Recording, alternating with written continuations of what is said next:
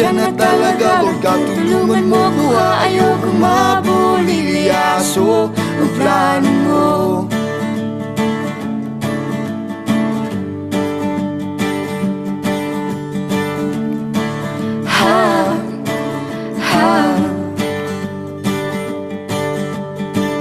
Di ko inasahan o sadyang pinilit kinalalagyan ngayon.